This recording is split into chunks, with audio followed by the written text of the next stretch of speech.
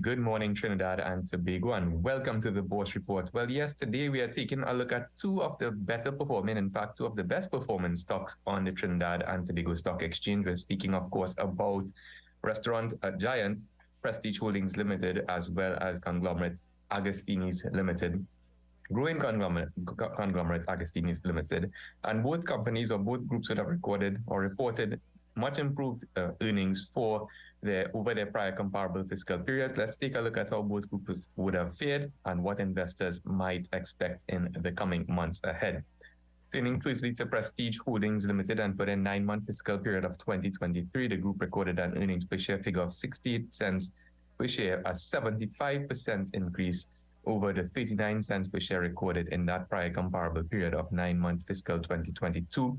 Total revenues shot up 21.8% from 810 million to just over 987 odd million, with gross profits also improving in the vicinity of 21 odd percent from 265 to 321 million. Overall profit attributable to owners improved 75.7 odd percent from 24.1 million to 42.4 million. So certainly welcome news for Prestige Holdings Limited shareholders. When we take a look at revenue trends, we can see that 21% increase complements a 65% odd increase in the prior comparable period of 9-month 2022 over 9-month 2021. Of course, fiscal 2020, 2021, and part of 2022 were affected by COVID restrictions, and we can see that now in that 9-month 2023 period, the revenues are handsomely over the pre-COVID period revenue of 830 million way back in 2019, which seems like,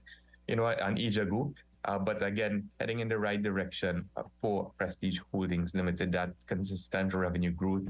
And that really has been driven by increased sales in existing stores, as well as new store sales, which have taken place, including the introduction of that Starbucks franchise. When you take a look at operating margins, Prestige Holdings has managed to maintain its gross profit margins around that 32.5% level, which is pretty consistent with recent historical trends, but it has managed to translate or improve that operating profit margin fairly significantly, moving from 6.2% in 9 months of 2022 to 7.7%, and most importantly, that PBT or profit before tax margin also increasing from 4.6% to 6.4%, meaning that for every dollar of revenues generated, more of that is being converted into profits, ultimately attributable to shareholders on a before tax basis. Now, with that in mind, at the last traded price of $9.40, PHL or Prestige is trading at that price earnings ratio of 10.9 times, which is slightly below the sector average of 11.9 times, and offers investors a fairly healthy dividend yield of 3.7% above that sector average of 3%. So with revenue growth in mind, the continuation of improving margins and those continued new restaurant openings, which will again should reinforce that revenue growth for PHL. Bourse is maintaining a market weight rating for the time being. Turning very quickly to Agostini's Limited, the group recorded an earnings per share figure of $3.83 in their 9-month 2023, which was a 73% improvement over the 9-month figure of 2022. Now, take that with a little pinch of salt, because there was, as AGL would have commented, and a significant one-off improvement in earnings, which would have, on an adjusted basis, meant that earnings per share would have actually improved to about $2.68, which is still a pretty credible 20% odd increase over the 221 of that 9-month period of 2022. But looking at the hardcore figures, the revenue was up 14% from 3.1 to 3.55 billion. Overall, operating profits up 15.6% from 328 to 379 million. And again, inclusive of those or that one-off gain, the net profit attributable to equity holders did improve from 152 odd million to just about 264 odd million. Now, when we take a look at profit before taxes by segment, we can see that there was still pretty credible growth across most of the segments in that consumer products segment, in that orange, for example, from the 9-month period of 2022 to 2023, we can see that there was a roughly 10% improvement in profit before tax from 160 million to 176 million. That pharma and healthcare improved from 124 to 149 million in that blue segment, which was really roughly a 20% improvement.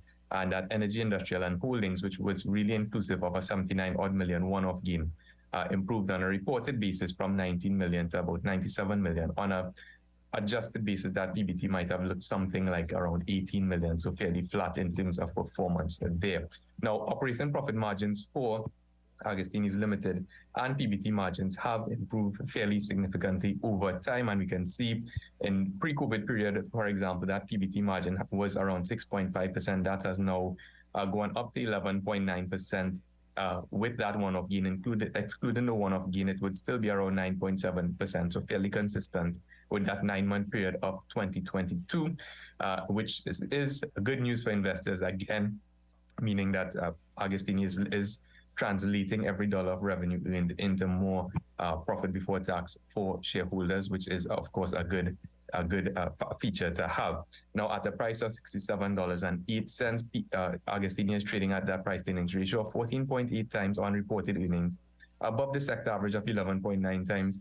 Again, adjusting for that one-off gain and looking more at continuing earnings, that P ratio gets closer to 17 to 18 times, and Agostini offers a dividend yield of about 2%, which is slightly below that sector average of 3%. So with revenue and margin growth in mind on a continuing basis, and that acquisition pipeline remaining relatively active, but of course keeping one eye on above average sector valuations, Bourse is going to maintain a market weight rating on Agostini's for the time being. Well, that's it for this week's edition. For more information, you can give us a call at 226-8773 or to Bourse, email us at invest@boursefinancial.com. And of course, you can check out our website where all of our research is absolutely free at bourseinvestment.com. Stay safe, keep investing, and we'll see you next time on the Bourse Report.